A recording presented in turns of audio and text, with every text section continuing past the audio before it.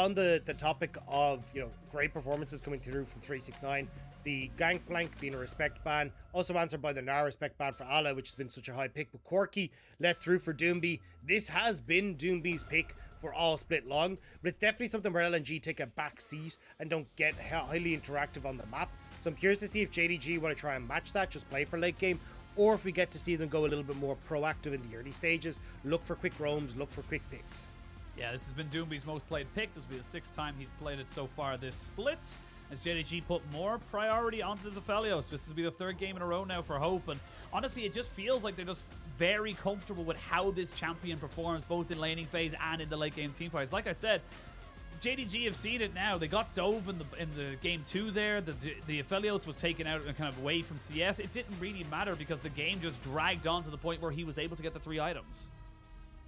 I'm surprised that we're seeing the Ahri lock-in, though. I can understand matching the pick from LNG, but giving Wukong across towards LNG just seems like a bit of a mistake. Maybe I'm just thinking I'm prioritizing the jungle too high, but I really do think Wukong is so incredibly strong still. Like, yes, his clear speed got nerfed a little, but the ability to take team fights, finding engages against what LNG have as well, like, the Wukong essentially would make fights nearly unplayable for the Kalista too. Which way they want to go. The Nautilus gets locked in. Very old school, classic combination of all in all the time. Also a nice object to be able to throw in there. And we're actually going to see JDG go for the Poppy. So maybe Tarzan took the Poppy away from JDG as a denial, because it's a bit of a hard counter to the Wukong. Yeah, I mean, does well against the Wukong, does well against the Kalista, and also the Valkyries from Corky. So it can help out a good amount, even as we saw the Nautilus struggles. But again, it just kind of takes the priority away from JDG, or the agency, I should say, away from JDG. So you're looking to see, okay, well, what does 369 want to go for? What's the engage tool that you want to bring for missing? Because if you ban away, I was going to say 2 engage champions on this bottom side, or it makes things a lot easier for LNG to just try and play at this matchup. It really, really does. Now we're seeing the top lane priority coming in for both sides. The Gwen and the Fiora very consistently banned throughout this series. The Gwen hasn't really been as high priority to first pick, but it's definitely been something you want to try and get rid of if you do not have that counter. So the Trundle going to come out here for JDG saying, look, we're not going to let Tarzan have that potential counter. We did see Aki on OMG hovering it against WE. Maybe it's something that teams are thinking about. And the Scion for 369 does get denied away. They do not want that super tank. We might see an Ornn and Sejuani again. Yeah, there's the Leona, though. We talked about how you need engage on JDG's side. It looks like Missing going to go back towards the Leona. So Lwandy should be able to play on the defensive side of that matchup. But actually maybe getting a little bit of a swap up. But I still think either way, you need now open up 369 to go for a ton of counter picks on that top side. Maybe even going for even more hard engage, to be perfectly honest, because if it's just the Alistar, it gives a lot of wiggle room for Doinb to find, poke, and prod people before the fights kick off.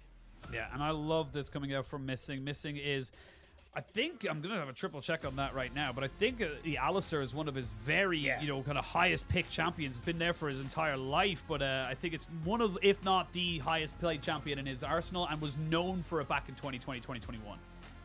Yeah, he was an incredibly strong player on the Alistar. It was great because it provided the engages that they needed, but also just the fact that he was able to play very heavily around like dives and that kind of stuff, because the Alistar provided the engage tools that you really needed and the tank and durability to go for these dives. He's sitting on a 64% win rate over the course of his career, and it's his 4th most played champion of all time. Like, he is well versed on this pick. Yeah, very much so. The Sejuani and the Volibear locked in here now. A lot of CC available to LNG, and they've got themselves a very bog standard fronted back team fight. You're looking to try and keep this Kalista and Corky safe. Yes, you'll have the package for a little bit of engage, but for LNG, if they can keep this Kalista throwing in those spears, getting up to Ren's, you know, kind of execute range, this could be a very bad fight for JDG, but they're kind of fighting fire with fire. Both teams with 3 frontliners, good engage and good ADCs to put out the DPS. And this is what we're talking about for JDG, just hard committing to more CC so you can provide engages onto Doinb, on towards Light, making sure that they're not comfortable in these fights. And that's now going to cause issues specifically for Light. You have a ton of CC he has to watch out for between the knockups coming through from Missing, follow-up from 369, Charms. Like, Light has to be very careful how he plays these team fights. And if JDG end up in a position where you get to the later portion of the game, there's just so many tanks on their team that I don't think there's anyone really on LNG that can deal with them. Yeah, very much so. You can see that the Kalista, again, similar to game 1, we are expecting LNG to be pushing very, very hard to try and get themselves an advantage in this early game. Look towards the dragon stacking. Look to try and make those mid-game power spikes work for them. On the other side, though, you still have the Aphelios. You have an Ahri as well that can do fairly decently in the late game, but this is going to be about kind of, you know, who gets what engage on whose terms. Yeah, I think that's where the difficulty for LNG is going to arise, because I think the Volibear does help out a good amount in getting early conditional wins when you're looking towards like potential towards ganks, or if you end up in these early skirmishes. The only problem is that you don't really have a champion that can follow up on that from the mid lane. Corki not a champion that allows you to play through that strong mid jungle, so I expect Tarzan to be playing heavily down towards this bottom side. So we'll have to see if Yagao can get control of the mid lane and try and help out Hope and Missing in succeeding through the lane phase and getting to that mid to late game position. Well, we're going to jump onto the Rift. It's game 3, 1 apiece, as both these teams really would love this win for LNG to put them right up to 6-2 and maybe cement them a little bit more as a playoff team. For JDG, they are still looking to keep in tow with V5, still undefeated as V5, but JDG only falling 1 game short. It's going to be a tough one, and both teams are going to be desperate to make sure they don't give away the mistake that throws away the game. JDG again kind of taking a back seat in towards the early priority I will say that they want to try and find in this game. Kanavi, we're going to have to see if he can try and match Tarzan in a lot of the situations, make sure that Tarzan can't play through Light Lwandy on the bottom side and start to get the snowball rolling. Even Ala looks like right now just poking his head in to see if they can get some ideas to where Kanavi is starting. Not quite able to know where Kanavi is, but some decent defensive vision. You can see there at the top right of your screen a nice little ward just covering the ramp in from red side. So Tarzan needs to be proactive on this pick. And actually, interesting enough, Kanavi, we did see last game Tarzan with the Predator Poppy. This time around, Kanavi going with the Phase Rush. Similar idea, you're just a little bit more consistent with it if you're able to get those 3 abilities off in quick succession. I'm very sorry to all of our viewers, but I feel like we're going to have a very slow game again. And I feel like I've been saying that a lot more in the LPL, because we're getting things like Corki back in the meta, because we're seeing it soon. Even the Poppy jungle, like, it can have some presence, but the fact that you're not going for Predator here, you're going for the Phase Rush, means that you don't get the initial run-in that helps you get the ganks off in a lot of situations. It's a much more defensive style where you can tank up initially, get your quick damage proc off, and then either decide whether you want to chase further into the fight or disengage. So I think it's going to be a bit of a slow burner here, Mr. Mulloy. That's not what I want to hear. It's not what I want to hear. The funny thing is with Corki coming back as well, I think he's sitting at like just under a 50% win rate. It's not as if he's like absolutely owning the Rifts, just the teams are going a little bit slower, a little bit more LCK-esque, you know. It's not the pace we're traditionally used to, but then again, we do get matches like Weibo versus Top Esports. That was an amazing matchup, and I really did enjoy that one, but we are going to wait and see now how both these teams are going. Actually, interesting enough, 369 with the Ornn going into the opposite matchup of Ala, as he did have the Sejuani in the first game going up against Ala's Ornn, but now it's going to be reversed. So already we're seeing the early kind of priority given over, and you can see just how much damage that both of these tanks can do to each other if left unchecked. Yeah, it's about trying to manage your cooldowns around what Ornn has available on Sejuani. If he has the Bellows Breath, it's very hard to engage because you're trying to time the lockup so that then you can get the CC with your E, Permafrost, and then get the big chunk of damage off of the percentage max health. But if Ornn has the Bellows Breath available, it means you can't get that lockup, which means that Ornn then gets to trade back really effectively with his own form of CC. Well, Scar's Bloom was used there by JDG on the bot side. You saw the mini map. It was just going to kind of scout out some information, as we do see 369 and Ala trading back some blows. Gotta be careful here, as both of these tanks, Ala actually doesn't have any mana at all, so Ornn having that little bit of extra kit in him to be able to say, look, I can build a tier right now. I don't even have to recall. I remember when that first came out, you could build any item, and it was busted. It was so... You couldn't do anything, because you could build pots and everything. It was ridiculous. Yeah, that was a bit absurd. But he's in a well, I was going to say relatively more balanced spot, but Ornn is still really damn good at the moment. He's definitely more balanced, but that's, you know, relative to where you start. Look at the Tarzan though on this bot side, just making sure that they can crash the wave here. Wants to make sure that there's no pesky business coming through from Kanavi. Because in the situation where Light and Lwandy are overextended like this, that's where Kanavi could find some moments to look for a gank. But see? They're just going to be able to back away. He's going to be fine grabbing him gun as well, with the active going to be able to keep him away. There is a ward now in that closest bush to JDG. And they're just going to be able to back themselves away. And I don't mind this from Tarzan. He doesn't really have many camps up. His only top sides just after kind of like fully coming up now. So he's not really delaying himself as much as maybe people think he is. But again, this is going to be just kind of where you want to see the Tarzan going. And already rushing towards those Ionian Boots of Lucidity. He's saying, look, I need to be making some plays. The extra movement speed and, of course, the extra cooldown reduction or ability haste for sure are going to be able to help him out should he find an opportunity. It looks like he's just going to use this time, though, to look for a dragon, which I don't mind. I think when you've got a composition with Kalista in it, I think stacking these early dragons is pretty important. But waiting until Light and Lwandy get back into lane before he wants to commit towards that. But I still think you really need to get this ball rolling around these early objectives.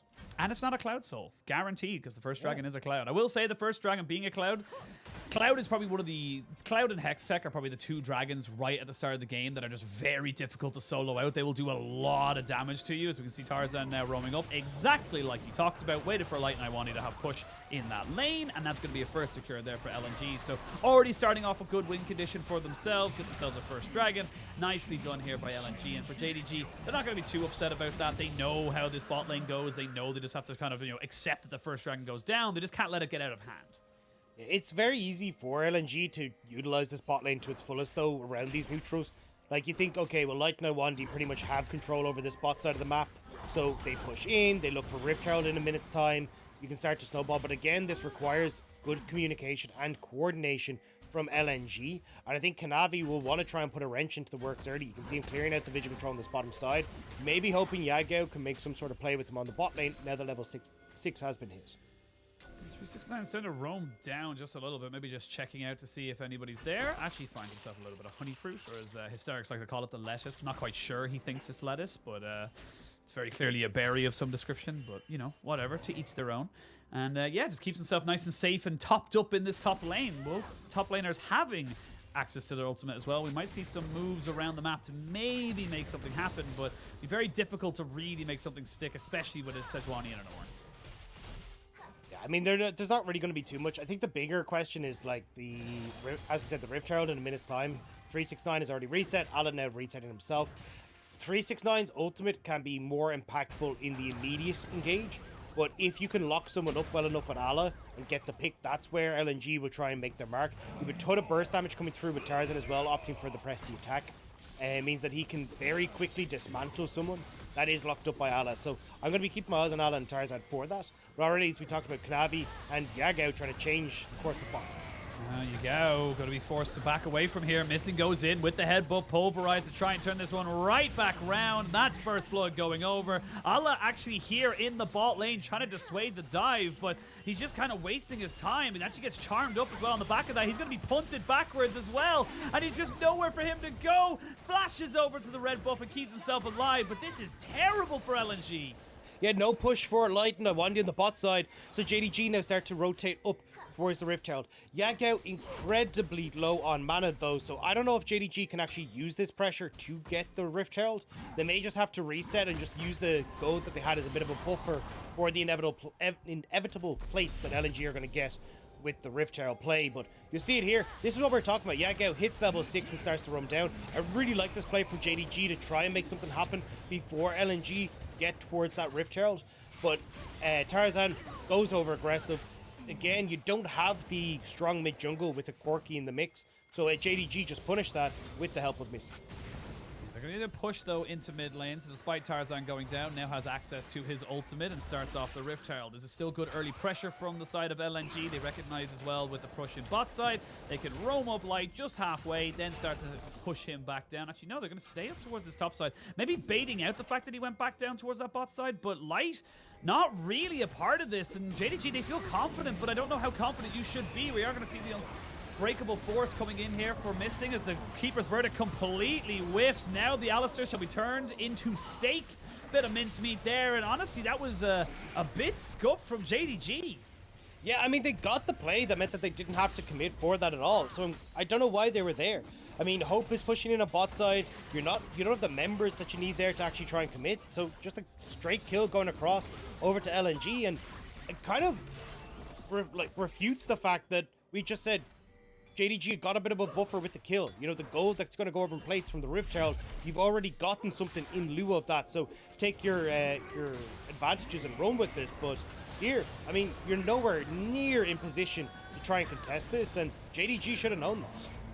Oh, I mean, I don't think that matters. I really Still don't. very close. Yeah. I like to make reaction noises to things like that because it's very fun for me. 369 not going to be able to stop the back, but yeah, I completely agree. I think it was you had already made the play bot side or committed to the play bot side to say, look, it's fine. Hope's getting an absolute boatload of free time. He's getting some plates as well. No real issue here whatsoever, and yeah, just a very strange moment there for Missing as he tries to fully engage on top of it. I think he maybe thought they had a bit more damage, or they were in position to maybe contest it because he had his ultimate, but yeah, not to be. And now LNG get to clear out a bunch of the vision control with 30 seconds until the Dragon. They want to get their second one in their back pockets. And with JDG in position that they are, I don't really think they can contest. Light's in a good spot. He's got full push on bot side.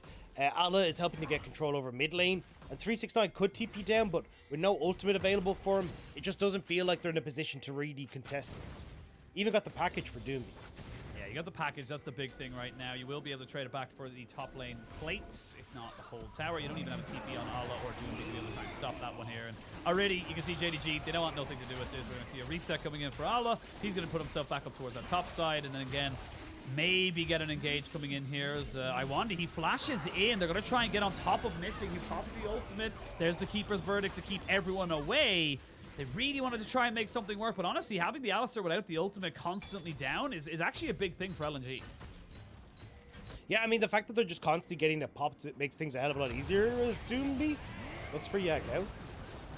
Doesn't lose his flash or anything, but Yagao does lose his Spirit Rush, so not going to be able to make a proactive play with that, and keeps his flash available to him. But Doinb, again, you're better off just using it, try and go for a play. Nothing ventured, nothing gained. The thing is, though, with all the movements that LNG are making, there is still a sizable gold lead that's opening up for JDG just from the plates on bot side, CS advantage mid, bot, and top. So Light may be in a little bit of trouble, but I think, as you said, with the ultimate down for Missing, I'd be very surprised if they try and go for some sort of terror ball. Yeah, yes, he has flash. He could go for a flash, pulverize into a head buff to bring Light away from the tower, but it's very risky, especially when you don't have that damage mitigation. Now Missing can just kind of keep Hope alive. They're both actually about a level continuously, both the support and ADC down on their counterparts. Need to be very careful with those little item spikes coming in. We will see Aphelios going back, picking up his Gale Force. The actual Rift Herald gets dropped here in the mid lane. It's just going to be able to pick up 2 plates. So not the most optimal use of the Rift Herald, but still getting yourself some nice, decent pressure. And just getting some gold in towards Doinb as well. Like, Doinb would really like to be accelerated as soon as possible because the rest of the composition strives to work harder in the mid game. And the quicker you can get Doinb to 2.5, 3 items, it's going to work out relatively well. Whereas, as we said, JDG, thanks to that Aura and thanks to this Aphelios, work a lot better as the game goes on. So LNG just trying to play into the fact that they have 2 dragons already. We're going to see a third in 3 minutes. If they can end up getting this Luden's Tempest available before the 3rd to 4th dragon, it would be spectacular. It won't be 3rd dragon before it's up, but if they could get it before the 4th dragon, that'd be such a massive advantage for them. Yeah, you should be able to get the Mirror Mana as well, fully stacked up off the Mana Mune, so decent enough spike as well. Not the 2-item big, you know, with the Sword Shoes spike that you expect, but despite all the good plays coming out from LNG and, of course, the 2 dragons, they are still 2,000 gold down because, again, look at the CS differentials in mid, in bot, in top. It's because you've been committing so much from LNG to these neutral objectives that you're kind of falling behind in the farm market. So plates and farm going over to the side of JDG, specifically Hope, who's a big benefactor of that. He's been equaled right now for his... Oh, actually, Doinb gonna get caught out a little bit, but he's got himself a jungler to try and help him out, but not enough. Yagao gonna get himself away. They're gonna see the ultimate will land. Allah does not quite get it, and that's gonna be a nice little pick off there for JDG. Good reactions from Yagao to dodge away from Allah's ultimate, and now 369 gets the turn on top side, and this is what we're talking about. It's individual lane advantages that are ballooning here for JDG, and just Doinb Valkyrie in for a little bit of damage. It's completely caught off guard by JDG. And that's top turret going down as well. The bot lane not exactly healthy either, so they might look to try and maybe engage onto this one here now. Without the glacial path, you're gonna, or the glacial augment, you're not really going to be in a position to try and stop this. Kanavi is so fast as well. They use the Fate's Call to try and keep them alive, but yeah, this is kind of just JDG rolling over LNG, and with a minute 30 until that dragon spawns, you're losing a hell of a lot of cooldowns. Yeah, and I mean, a lot of people are going to be looking, going, well, how the hell is that a 5k gold lead? But when you've gotten all turret plates top, all turret plates bot, you've got 2 in mid, you've got these big CS leads, 20 in the mid and the bottom lane. You had a decent one that was opening up on top side as well. Like, this is all massive advantages for JDG. I can already see them starting to come to fruition, where Hope is now back in, picking up the Vamp Scepter. He's looking for his Bloodthirster. You're going to have Yagao very quickly getting up towards the Shadow Flame to be able to deal the damage that he wants to. And this is just a big mistake from Doinb. Gets completely caught out. Bone Plating as well, procced already off of the W from Yagao. So a lot of the initial damage that came through from this mid jungle duo of JDG doesn't get alleviated, and then Yagao just able to dodge away. But we're back in. We're back in, and LNG are back out. They're gonna have to see Doinb go straight back into the gray screen. Yagao pushing forward. He lands it onto the side of Lwandy. I think this game is very quickly running away from them right now, and honestly, it looks like LNG have just fallen asleep. JDG have just kind of been slapping them about. Yeah, mid lane turret gonna drop down for JDG. You've already got push on top. This is full control for JDG, and as we said, late game is the safety net for JDG, where there's too many tanks for LNG to really deal with. The fact that Doinb sitting 0-2, not really getting up towards that mark that we were talking about, and now a dragon going the way of JDG as well, you're starting to lose your advantages here on LNG's side. This is such a massive problem right now. Doinb will have to TP, but he doesn't have the package because he needed to be here. They know that this is their win condition. This is the only way they can maybe even salvage this game as a steal. It's got to come down to Tarzan. He hasn't got perfect vision of this. They have to back away. Might be a little bit too late, though, as the Ornhorn comes out. Tarzan forced to use his ultimate defensively and run for his life. LNG do not get the dragon stacking they wanting, and JDG now 6,000 or 5,500 gold ahead. They're kind of just owning the map.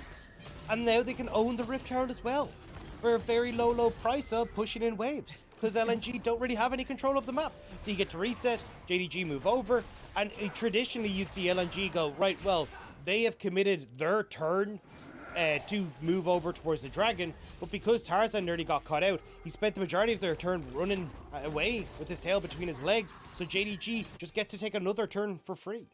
Historically low Rift Herald rates. That's what we're at right now. That is a good deal if I've ever seen one, as JDG now in complete control. We look at the replay here, and this is honestly just, again, Lwandy walking forward, just not having the information. This is what we talked about consistently with LNG throughout this split, is that they're not dotting their I's or crossing their T's. They're not positioning themselves in a position to win.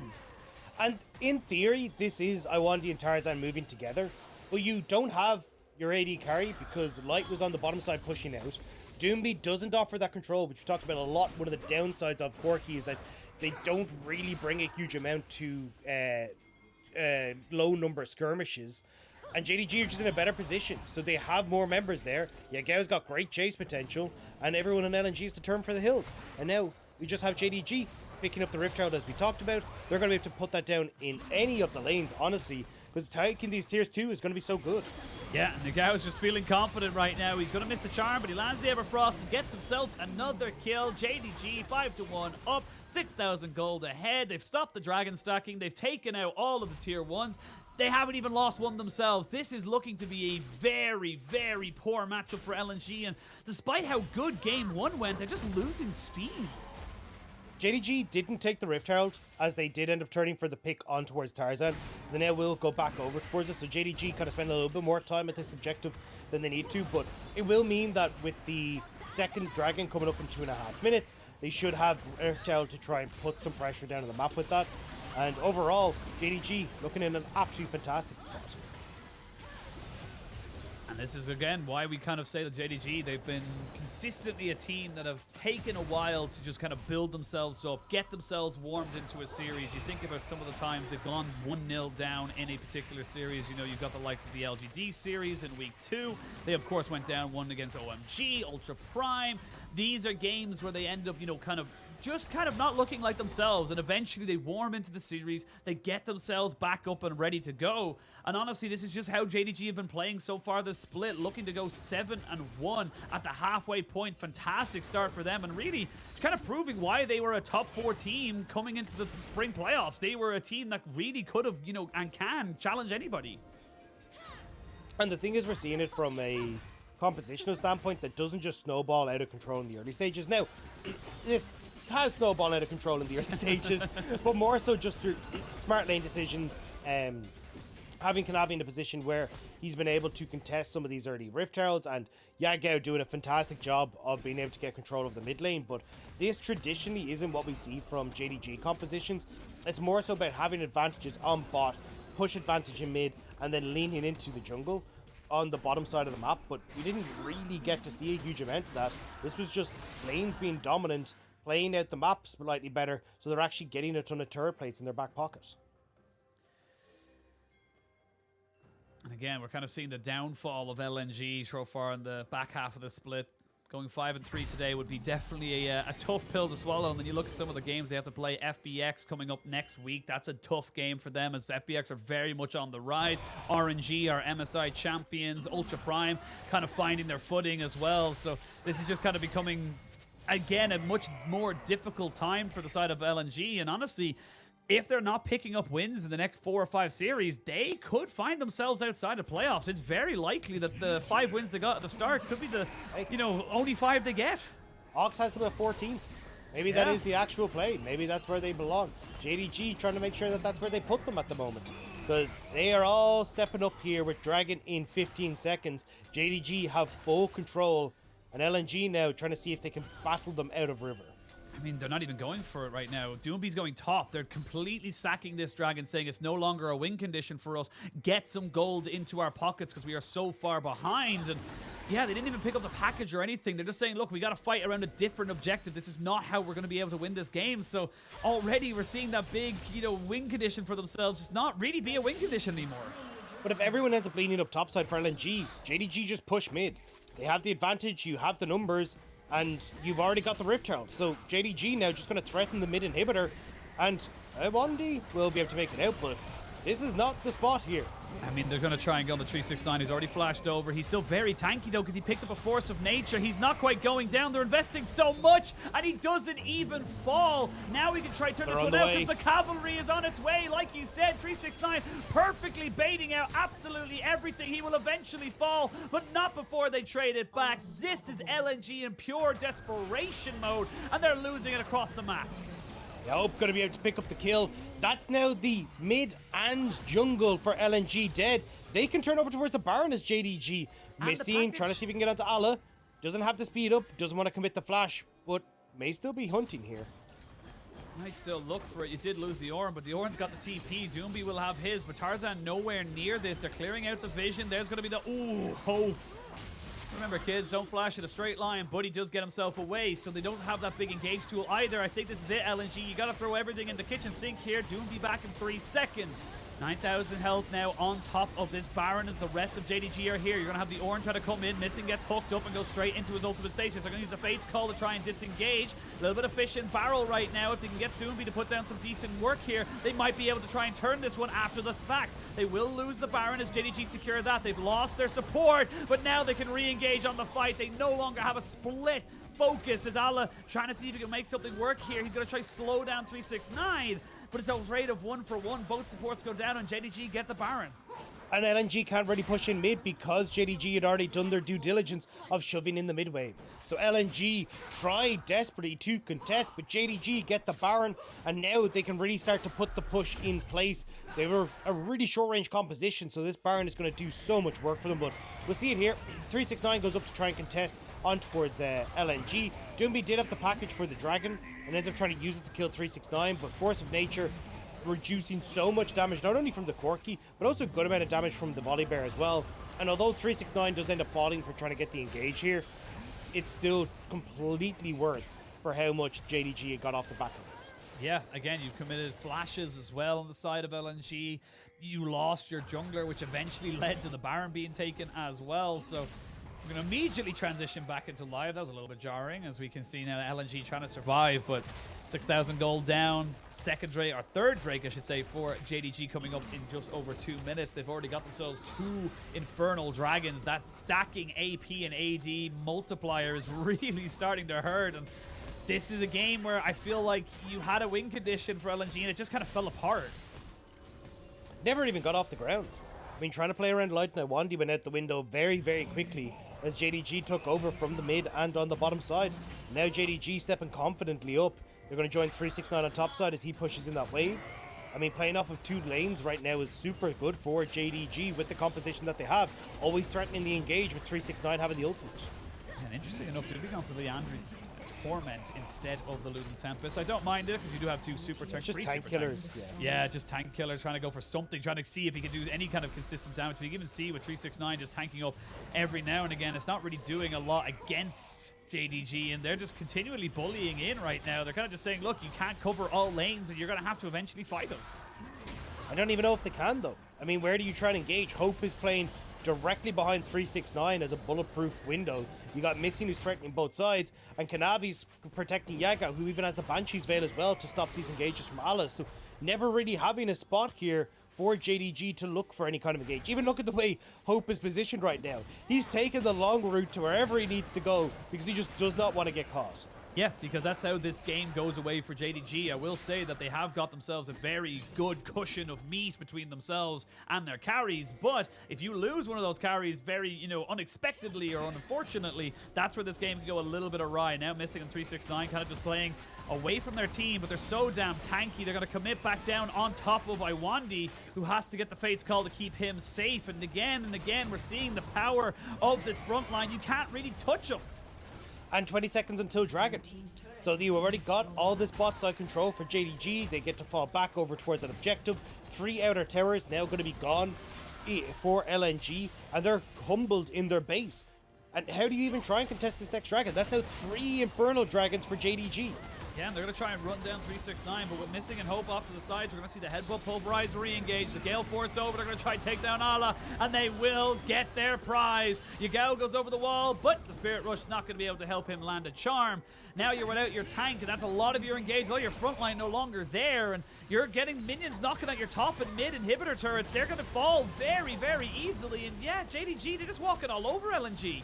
I mean, easy straight through. Oh, they landed the hook. It was really, really good onto the side of Hope, but he eventually falls down. You've lost one of your big damage dealers, but can the Kalista and the Corki do enough damage? These tanks are huge, and you can see them looking for it. They're almost there, and then finally turning it back around. It was a hook of gods from Lwandy that just keeps LNG alive. Somehow he managed to get onto Hope, squeeze it through all the tanks. The second of phenomenal Nautilus hook that we've seen today, but now LNG, can they actually try and contest on towards the objective? 369 going to TP back in.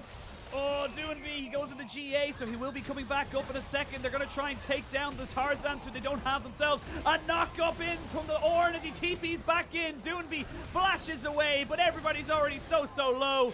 I felt like LNG, you had to go for it. You had to try something, otherwise you would have lost this game anyway. And sadly for them, despite a really good fight, they are still going to end up losing this Dragon and probably the game. Yeah, 369 pushing in the mid lane, trying to get those super creeps in towards the Nexus. You got the Ahri who's moving back down towards this bottom side to get the waves in order so they can threaten onto the inhibitor on the bottom side as well while these LNG members are respawning. This is going to be a long setup here. Both top laners just throwing their ultimates at each other. But yeah, this is going to be JDG now up to 3 dragons. You've got the Magi Soul Stealer now as well for Yagao. Kanavi making himself even harder to kill with the Anathema's chains. So this is just a difficult game. Unless you get another miracle fight where you kill off the Ahri and the Aphelios. But watch this. Look at Hope. I don't know how does that hit him? I just don't understand. Yeah. I mean, that's the mystery of the Nautilus. That's that's why we pray to the depths, But Corki being knocked out of this fight actually does save JDG a little bit of hurt because Doinb not able to deal a whole bunch of damage while this was going on. But still, as you said, Hope being dead means that you just got more damage dealers available on LNG's side and nobody really able to carry these fights. This is the biggest problem with an Ahri. Even though you're 6-0 and you've got a 10-stack Magi's, you just don't have the kit that's revolved around dealing AoE damage. So you can single target damage Doinb, but Light is still going to be available to take you down. Well, Tarzan going to be started up to try to take down that particular objective. JDG, no, there's absolutely zero vision here from the side of LNG. There's no real contest going to be coming out from this. That's going to be another objective over to the side of JDG. We're coming up to 30 minutes into the game. Yeah, you've got some decent scaling onto the Corki, but the Aphelios now on 3 items. The Kalista very much past her prime. She will do some decent damage, but against some of these super tanks, it's going to take a lot of spears to be able to take them out. Doinb going to finally take out that final tier 1 in the bot side, give a little bit of gold back over, but it's just going to equal it out to about a 10,000 gold lead, still in favor of JDG. Yeah. Now they just get to push in on this top side. JDG fully in control. Yagao pushing mid because he's the one with the most mobility, so can easily join in the bot side. And what do you do here, LNG? The clock's ticking and it feels like your time is up. Time is up. You got to pick a moment. Where do you fight? You could maybe get another fantastic ultimate from the side, or a fantastic fight from the side of LNG, but they're still going to go for it. 369 did aggress quite far onto Light, but Lwandy's already fallen down. They're going to jump straight back into this. Look at Corki and Light. They're still going very powerful, but Hope is huge alongside Yagao, and there's just too much resources, so much gold difference between these two teams, and that's going to be the game, the set, and the match. JDG up to 7-1. JDG go with the win. LNG are thwarted, and with that, as you say, 7-1 for JDG, and an unfortunate scoreline coming through as a start for LNG. Now 5-3. They would have loved to been able to send a confident win home over JDG, but unfortunately not quite able to do so. Not quite. JDG, they were pushed to the limits in game 1. Very much looked like they didn't know where they were going. Game 2, they brought it back. In game 3, it just looked dominant. Like bit by bit, slowly but surely, JDG were getting bigger and better and badder. LNG just couldn't really hold the dam, and honestly, that's kind of been the story of LNG, is that they might look good, but they also don't really look that great. So for both these teams, still a lot of question marks, still a lot of things to come up with if they want to be contesting for a high spot in playoffs, but still JDG very happy going into the halfway point with a 7-1 scoreline. Yeah, I'm just not the biggest fan of the Corki pick oftentimes for LNG. I feel like a lot of their success revolves around when they're able to play around the early game a lot better. Like, look at game 1, for example. The Tilia pick working out super well for Doinb, roaming around the map, looking for these wall-offs. The team looks far more coordinated. But when Doinb's on something like the Corki, there just doesn't seem to be that big voice saying go in the team, or even how they want to try and play around the sidelines, because you are on a very much a pick with very little agency, apart from when those Corki packages are up and available. And the LNG were just never in a position to really play around that. JDG got big advantages in the early stages through the laning phase and just used that to snowball so incredibly well. And again, we see issues with the side of LNG. This is a team that, have to kind of, really step it up. But congratulations to JDG. Again, 7-1. We can have criticisms about their play. Absolutely. We can kind of say, different things need to be fixed up if they want to try and be contesting for a top 4 again. But 7-1 is still an exceptional start to the split and really cementing themselves as a playoff team. Honestly, I think 2 more wins, and maybe not mathematically, but definitely very solid to be able to get themselves into a top 10 situation. Yeah, and I think that's the big one here. It's just JDG wanting to make sure that they can take down some of the teams that I won't say are contesting them towards the top of the spot, but just proving that they deserve to be in the top spots of the LPL. And it really does feel like there's very few teams that can stand against them. I mean, FPX, I think, have had an exceptional performance recently and able to take down JDG, but I mean, I think they're kind of an outlier when you look towards like V5, Top Esports. RNG are probably teams that contest them. Maybe EDG in a good day, but outside of that, there's very few that I see them now struggling against. I'll see as we go on. Yeah, and even looking at some of their newer, kind of like further series as well, they go up against RA, should be able to beat that team fairly handily, in my opinion. WE as well are 2 of our bottom teams. IG, not really a playoff team, so they could pick up 3 more wins. They could go 10-1 very, very quickly. All of a sudden, we're looking at a team that's maybe contesting just highly for a top 4, maybe even a top 2 position, just how they've been able to start off this split. And that's why these best of 1s, well, best of 3s, but single round robins are incredibly important because as you say, you only get to play people once. You only get to define yourself in that series one time.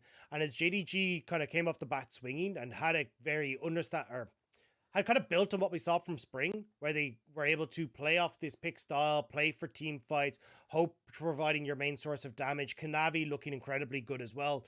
It just feels like JDG, because they came in with that set identity ready, were able to pick up a lot of these early wins, and now it's snowballing themselves into a great spot. Even if there are some hiccups along the way and still some issues that they can solve, there's still several weeks before they hit the playoffs, and they really have to worry about them.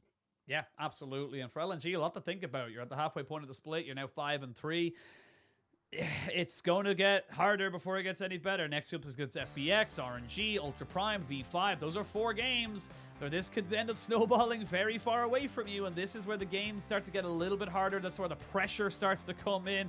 Still don't have Belvet into the system. As you can see her in the bans there, if you're wondering what that random no image found error is. But yeah, this is going to be a tough kind of back half of the split here for LNG. You've had the quote-unquote easy matches. Now you're going to go up against some of the bigger boys.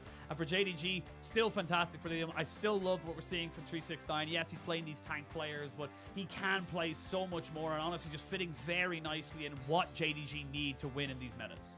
It's also the fact that because 369 is taking so many of these target bans and things like the Gangplank, even the Sion and the Gwen in the second rotation, it opens up Hope to have a little bit more flexibility, Kanavi to have a little bit more flexibility. Missing oftentimes isn't getting banned out on his champions as well. Like, target bans that you have to dedicate to a certain player help out so incredibly much in a draft. And for this, I just felt like JDG had a very easy to execute identity with their composition.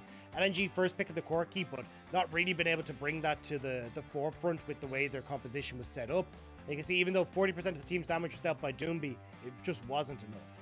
No, it really, really wasn't. And honestly, it's going to be another kind of movement forward for JDG. I think this is going to be a great start for them, and I think for 369, he's really cemented himself into this team. And I like, sorry, I just want to go back. I like how you said, like, you know, it opens up like movement or like kind of like versatility for like people like Hope who played Aphelios 3 games in a row. But it's just kind of like an interesting kind of setup for me. But again,